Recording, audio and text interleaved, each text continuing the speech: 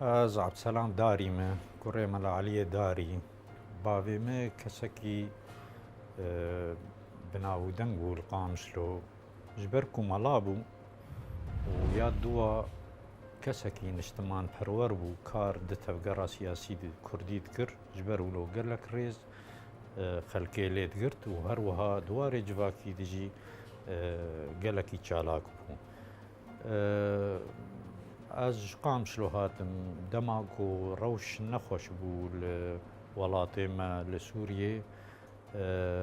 me berê xwe da Kurdistanê di sala hezar û 2013 dema me dest pê kir nizanim Siyamend Ibrahîm tedît Şamê bû şebekê hat cem me malê ez wî û Hefîz Abdirehman em hev rûniştin ew yê rabû got ma hûn çi dibêjin got em belavokê derxin xeta got mê belavokê derxin bi rastî li cem me wilo tişkî nû bû û him yanî me xwe tê nedîtin çilo em ê belavokê derxin nizanim êwî berê tecrîbawî hebû berê pirtûk çap kiribûn ew yê hayê wî jê hebû rabû me got baş ê em çilo bikin got bes hema berhema bidin hev me berhem dan hev sal 1992 dema kovara me derket tişkî gelekî hêja û balkêş di wê demê de bi rastî wê demê tevgera Kurdî her partiyekê ji xwe kovarek Kurdî derdixistin lê nehdeh pel bûn û wilo xirazet kirin kebis û ser dektîlo û ser alekatibî bû. Ê me cara yekem bû bi rastî di rojnamevaniya Kurdî de ku kompyûter temdît ser kompyûter not û duwa de dema ku derket bi rastî û melzemak jê yanî şazder û pel rengîn ev cara pêşî bû ku di rojnamevaniya Kurdî de kovarek temdît ser kompyûter û melzemak rengîn derkeve bi rastî vê deng da Mam Celal Telemanî dîtibû li Şamê mabû ecêbmayê gotibû ez bawer nakim yanî çilo rojnama Kurdî bi vî rengê ciwan û hêja derkeve û em sê kes bûn ez Selam Darî Hefîz Abdirehman û Siyamend Ibrahîm bêguman derhênerê me jî hebû derhêner derhênerî dikir di wê demê de bi rastî derhêner tune bûn ê kesî di wê demê de me bîra wê jî bir kovar me bi navê Aso derxist ji bilî wê jî me postek sindoqek posta li Beyrûdê li Libnanê me çêkir ji bo berhemên ê derdorî me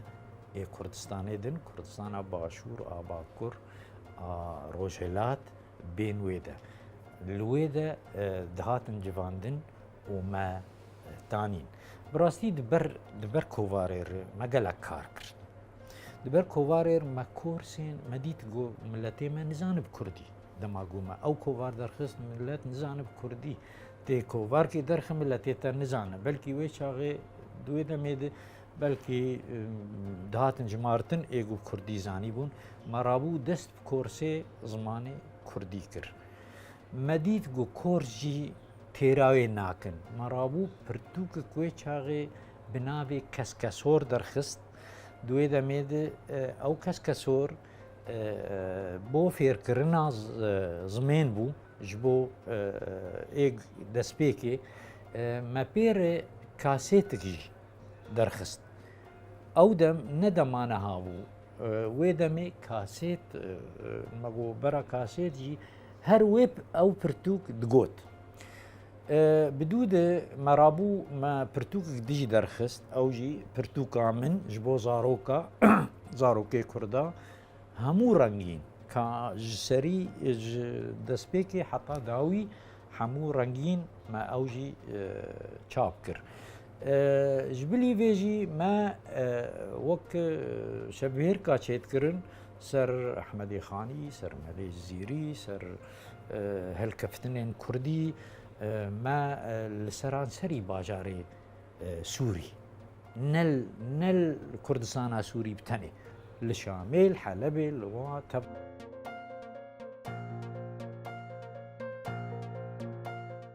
راستي ما وجو ما اشترقوا حزار ونهصد ونوت ودو ما آسو درخست دما ما آسو درخست ما بيشتي وي حزار ونهصد ونوت وحفت ما كسكسور درخست بيشتي وي ده حزار وحفت مرابو برتوكا من اوجي درخست اف حمي افتف قراقو متكر مسي كسات كر وام سر بخابون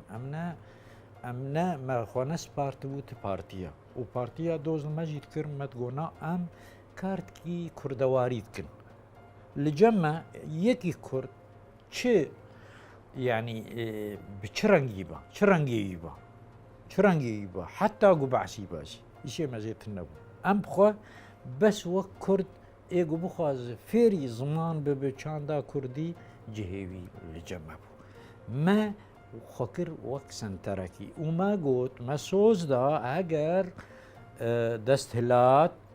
يعني دستهلاتا سوري روكيج روجا ما بخوازه اميد جهد بيجن ام خداني بكوارين وام خوشبر نادن آلي جبر ام كاركي ويجيتكن كاري ما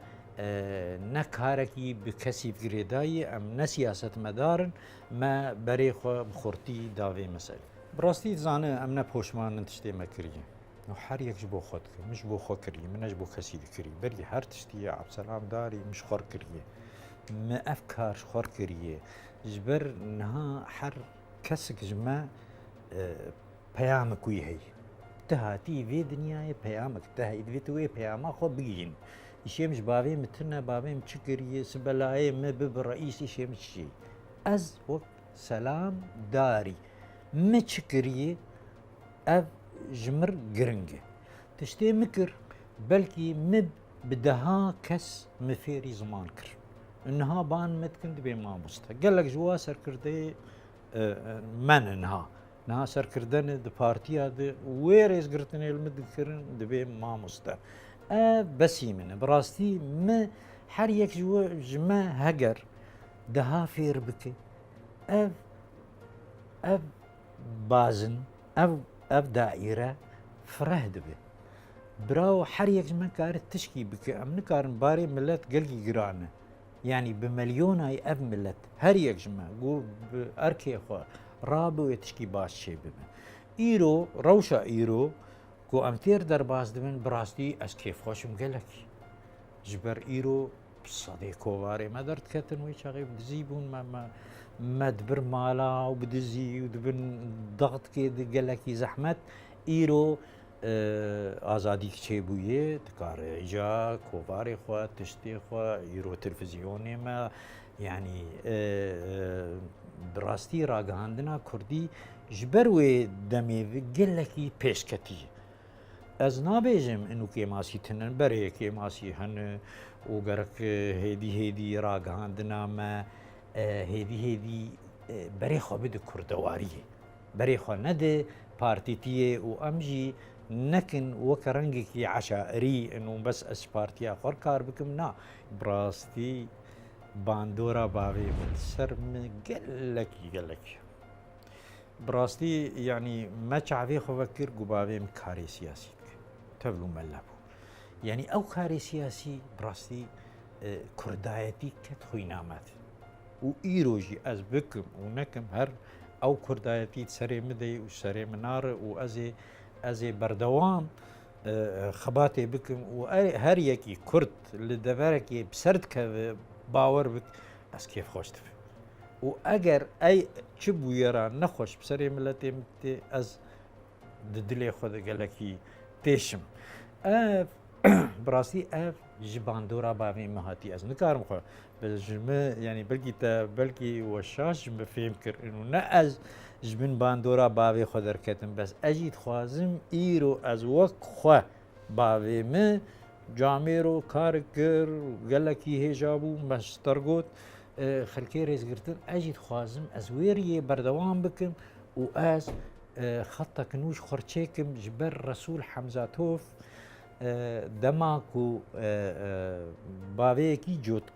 جوتكاري بو باوي جوتكاري بو حرود دچو ناف زاویه خو عرض خو دچو دريكر دچو خاچريك مو ما گوند خاچريك دچو پشتیوی باوی مر رابو روجا پشتی گو تعزي خلاص بو فردويد كوريوي دوي خاچريكر چو ناف رزيخو يكي او ديت گولاو گو آب ريكا باوي تبو تش خور ريك نو بگر براو اف انو تي قربانا وي كسي بم قول باوي خو زيده بكر دبي ام حمه لهف زيده بكر يعني تشتك مكر برا العين مش زيده تربك اولو خوش ودي بري نها مسترقوم جو عم قلكي كيف خوش انه راقهاندنا كردي بيرنجي ولو فرهبو قلكي بربلا ايروب صدام كانالي ماي تلفزيوني تشيبونه لي افنا معناه انه بكيماني قالكن وتبيني قالكن يك جوا مسألة يعني قرك اف راقهاندن ملت قريده بديرو كايف ديرو قالكي تتكيمن اف يك ادوا مسألة زمان حر كانالك مي تلفزيوني بزمانكي داخل زماني في جداية وقال لك شاشتيه زمان تدهن قرك وك براستي وك كسن هبانا دور د كاريوا بس زمان بعد هندري ويرا قهاندني جو زماني في كانالي ساز بكن آسيا يعني وگوهستنا بویر یک جه وظیفه ایرا گهاندنی بنگهینه کو وگو چه بویه گو وگویزه يعني براستي از دبيجم انه قلق جارا جبر اجندي جوهنا حر تلفزيونك ما حر قنالك ما تلفزيوني اجندي يجبو كسنا جبرولو وگوهستنا وی بویاری نبرنگی زلال دادخنا بملت افایاجی براستی گلک تبلهویه چید که و تشتن هنه يعني ایرو ام گرک يعني کناره می تلفزیونی حمو سر یکیتیا و یک ریزیا ملت گلکی سر بینا باخبن مخابن نوصای هر یکی وگو عشیر کر کاردک کس نار کاردک يعني استخوازم كردواريش حمو قنالي مي تلفزيوني ببارن خودي ملاي جزيري مثلا ما زانه نزار جارد بيم سر بابي خو مشكله ما بابي من ملاب وملا ودهاتن جواتاوي دناف ملاد جكفند ديواني ملاي جزيري حجري وادبون شكفني كمد ين دسبيكا جزيري وحطانها ديواني واد مدهاتن خواندن ايجا بآوازين صوفيگريه بوا آوازين صوفيگريه باور بك دما قد قوتن براستي ام سرخوشت كتن يعني سرخوشي مرور چهدو سرك دوا هالبستا دهي قو مرو سرخوش دكي مرو كيف خوش دكي حتى قلت جيج في منك جبر قالك جارة لجفاتي ما قالك هبون جي فيم نتكرن دقو سيدة والله ام جي فيم ناكن جي اللي ام قالك يبيكي خوش دبن سرك الجمع لا يزيري هي أذى براستي أذينا دماغو أو أوازدقوتن هيدي باندوري المكر باندورا قول مكر مرابو تشتن نفيساندن تشتن شخور من نفيساندن هيدي زوفه يعني بري 20 صالة زيدا وقم مشترقوت بري 20 صالة مدس بيكر مقلك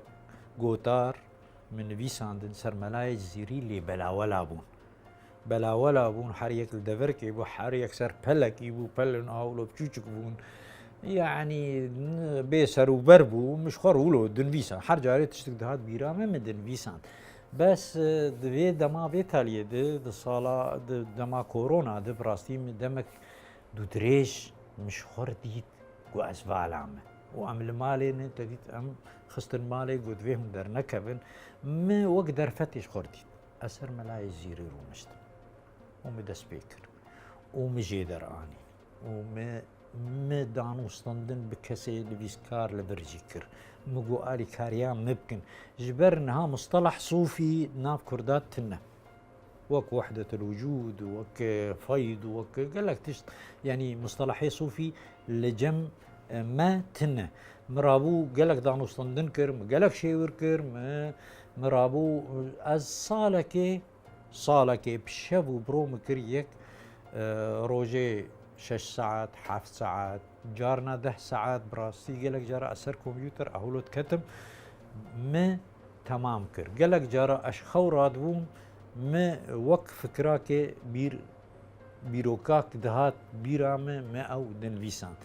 بفيرنجي مرابو أف كتابة برتوكامن ما تشيكر د صالة 2020 أدوين بلكي 21 أفرتوك براستي أف خونك مفو أف يكش خوني مفو نقو أسكاربم تشتكي سر ملاي جزيري ديما ملاي جزيري براستي دريايك دزانيني ده هم فيلسوف هم هلبستفانكي ده آستكي بلند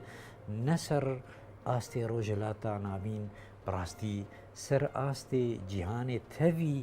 جبر أو خد بيجد بيد عشقي شيخي ساني ما بدل بحر معاني ما لذي حجر وزي قلبي شفاء في إشاراتي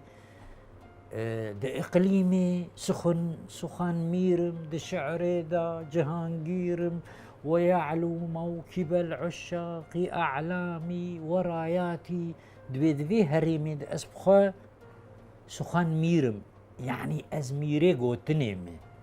ده شعري ده جهانجيرم دبي أذهل بس ده أز عالمي أو خد بيجي يعني جهانجير أز عالمي ويعلو موكب العشاق أعلامي وراياتي بدنا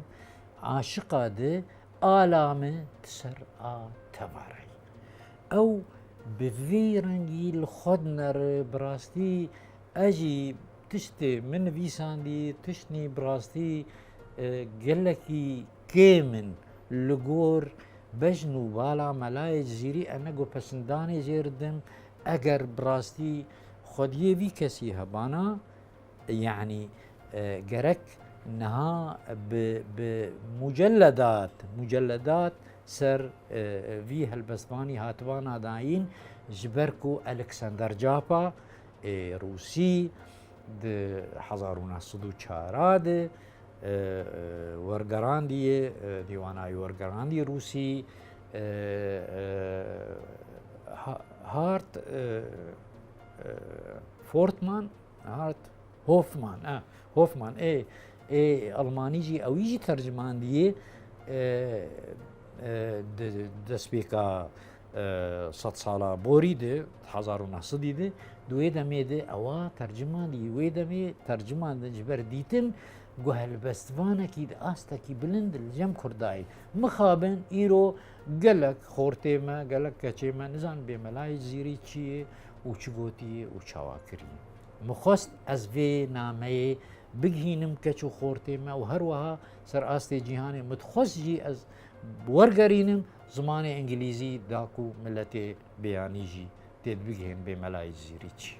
وبحسن أحسن التقويم وظاهر صورة ذاتي نظر دي عالم الأسماء وباطن عين مرآتي دپابو ساسمن سایه منیر بجنو بالایه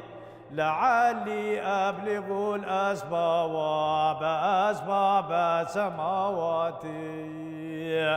لعلي أبلغ الأسباب بأسباب السماوات جوي تقويم إنساني مناسي سر سبحاني فهذا الوجه من أجلايا براهين وآيات فهذا الوجه من أجلايا براهين وآيات دعشق شيخ ساني ما يابذ البحر معاني ما لذي حجر وذي قلبي شفاء في إشاراتي لذي حجر وذي قلبي شفاء في إشاراتي دقليم سخن ميرم دشعر دا جهانگيرم ويعلو موكب العشاياق أعلامي وراياتي ويعلو موكب العشاياق أعلامي وراياتي مانا جزيري هند دما خود قوتي قر لؤلؤ منثوري جنظمت ودخوازي ورشعر مليبين تبي شيرازي چه حاجات دوي دما قو افشعر قوتي هاجر توا دري بلا بوي شعريت خوازي ور مببين دبيوي دمي بدويا تا بشيرازي نامين شيرازي هالبستماني هري بلند دناف فرصاد ويدمي تحديا ويدك دبيج دبيور هالبستي مببين بري كرداد دبيجش كردار دبيورن هالبستي خوب خوين وشغي بيدويا و بشيرازي نامين دوي دما كو عربي وفارسي او زماني فرمي بون دوي دمي دو زماني كردي هين بلاف نبو هين نبو زماني نويسيني زماني كي دفكي بو دوي دمي دو اختاقو اف قوتي بري كرداد هلبستا كردي براستي باوي ما كسايتيا متشكر يعني وكس وپروردا ما سر دستي باوي مبو از گلك جي سپاسداري باوي خوم و تشتكي هيجاي كو مروج بر باوي خوف سر بلند به جبر گلك هن دگلك جباتا د نويرن جو بحثا باوي واد به سري خود طوينن براستي جو از د جيانا باوي خود جبروي سر بلند بوم و هر وها دمرناوي دجي كو خلكي وهغاليوي وحزكريوي قالك ريزداري ليكرن بفي اواي از قالكي كيف خوشم ببابي خو وقو اجمالك وصامو وبنار فرقة سهتي عمج فرق سرحة بيدا خدنقا غفلة نهتي عم جبر قالا معاتي دو خدنقا فرقتي رعدا يا دلي او غفلتي لدت دبيجم ورجبل بتاوا وبكر بتويد في دو حشي فرقة ندي هجرايا النبي من داغو كيلنا جبل درب هجراني فراق روح جان كدو جهر بداغو بدردي اما برسر محنة عشقي چزانن پی خبر جانایا دل داغو کسرت دو کسی محنتی و فرقایت و خاری جرعیا هجری گریه وانتی به حال میند و هجران و زجر دو بداما محبتي بنديم خدنقا فرقتي دلنت بشبه مرغنين باسمي الذهب وارتم دخيني دو